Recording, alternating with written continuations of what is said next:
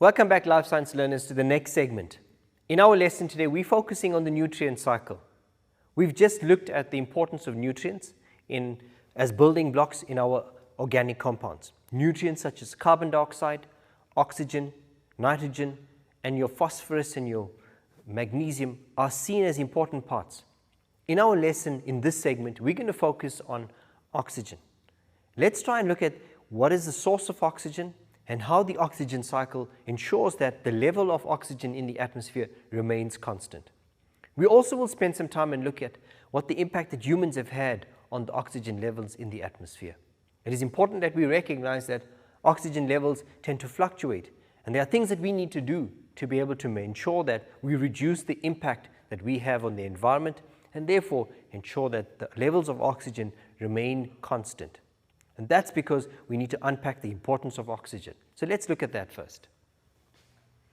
So guys, the oxygen cycle that we're going to look at refers to the circulation of oxygen in various forms through nature. It's important that we recognize that oxygen that we find in the atmosphere is one form of oxygen that we can easily access for the process of respiration. However, oxygen is present in the atmosphere as well as in the other abiotic components. It might not necessarily be accessible to us immediately, but there is significant oxygen present in the water as well. So let's try and unpack that when we look at the water cycle, but we'll also now focus on just the oxygen in the atmosphere. Oxygen occurs as a gas in the air, as well as dissolved in water, as well as being combined with some other elements in solids. And that's important for us to be able to recognize, is that your marine organisms that live in water are able to access oxygen. They need that oxygen for important processes like cellular respiration. So water definitely contains oxygen. We will try and understand how that oxygen gets into the water. So here's an overview of the oxygen cycle. It's important that we spend some time looking at this, and we'll go through this trying to understand how is oxygen circulated in the environment. So most of the oxygen available comes from photosynthesis, from plants on land, as well as phytoplankton in the ocean's surface. So guys, the earth is predominantly covered with water. That water is a home to many organisms that are able to photosynthesize. Phytoplankton in water produce a large amount of oxygen, or essentially oxygenate the water. And that oxygen is important to be able to sustain the biodiversity in our marine habitats. So we see that a large amount of oxygen comes from that. We also know that plants make up a significant portion of our landmass. And on land we have lots of plants that cover. And plants are able to use that oxygen, are able to use the carbon dioxide and produce oxygen that is released into the atmosphere. And that process is called photosynthesis. Some of the oxygen is made up in the atmosphere when sun breaks down water. So we also know that the sunlight, when it hits the surface of the earth, is able to break up the water and release oxygen. So if you go back to the molecule of H2O, it contains oxygen. And so being able to use light to split that up releases some of the atmospheric oxygen that terrestrial organisms are able to access. We also know that on the surface of water, there are phytoplankton. The word phyto refers to the ability to be able to photosynthesize, and plankton are your aquatic organisms. So these float close to the surface of the oceans, often being able to access most of the light. And as we know, the process of photosynthesis means that individual organisms are able to use the light, photosynthesize using carbon dioxide from the water, releasing the oxygen.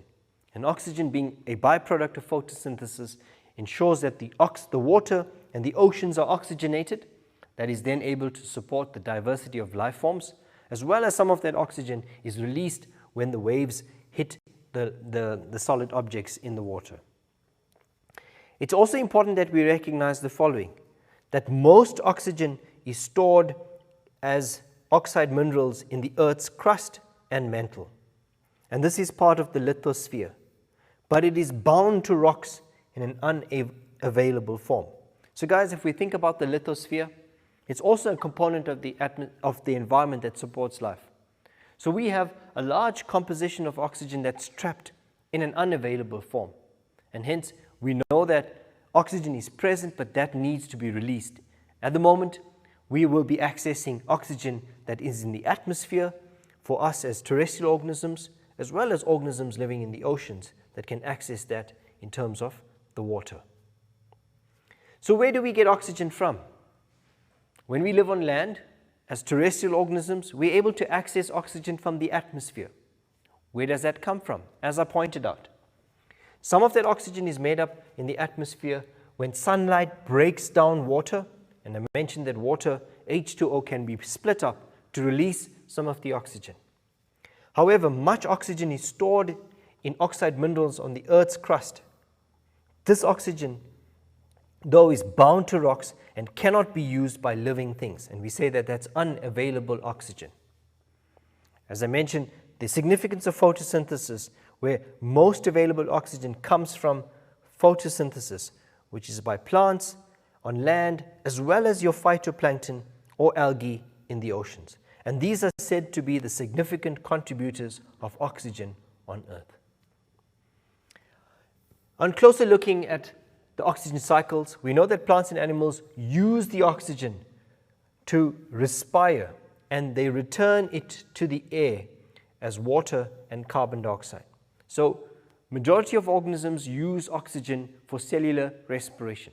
That in turn produces carbon dioxide.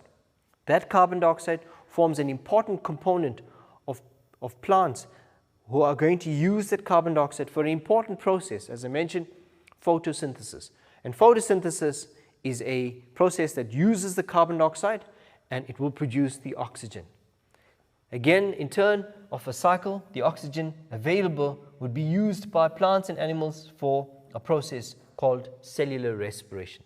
And this cycle of events continues where the oxygen is produced, used, and released back into the atmosphere. Carbon dioxide is then taken up by the algae and the terrestrial green plants, converted back into oxygen by a process called photosynthesis. So why is oxygen important? As I mentioned, oxygen is necessary for a process called cellular respiration. And most plants and animals require oxygen for cellular respiration. During cellular respiration, oxygen is used and ATP is produced in the mitochondria. So in order for us to be able to produce the energy in the form of ATP, oxygen is needed for cellular respiration. The process of decomposition of organisms also requires oxygen. So if we think of why decomposition is important, we need to ensure that there's sufficient oxygen for bacteria and organisms like fungi to be able to decompose. And that decomposition process is important in returning the nutrients back into the Earth's cycle. Combustion or burning uses oxygen. So if we think about the process of combustion, the fact that during winter when the grasses are dry, it's the oxygen that is present in the atmosphere that supports the combustion. The burning of the felts naturally ensures that some of the nutrients are recycled back into the earth and into the soil. So that's an important process, combustion.